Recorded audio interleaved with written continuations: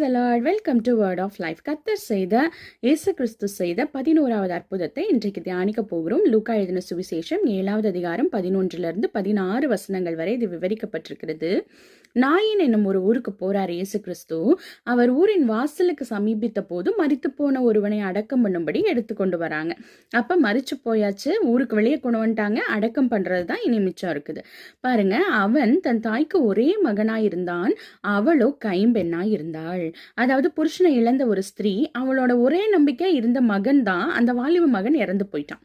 அவளை பார்த்த உடனேயும் இயேசு கிறிஸ்து மனதுருகினாராம். மனதுருகி அழாதேன்னு சொல்றாரு. கிட்ட போய் பாடையை தொட்டு வாலிபனை எழுந்துருன்னு சொல்றாரு. உடனே மரித்து போனவன் எழுந்து உட்கார்ந்து பேச தொடங்கினானா. பாருங்க, கர்த்தருடைய மனதுருக்கம். இதுதான் கர்த்தருடைய மனதுருக்கம். கர்த்தருடைய பார்வை நம்ம மேல பட நாம் பாத்திரவான்களா இருக்கணும். வேதம் சொல்லுகிறது, பரிசுத்தம் இல்லாமல் ஒருவனும் தேவனை தரிசிக்க முடியாது.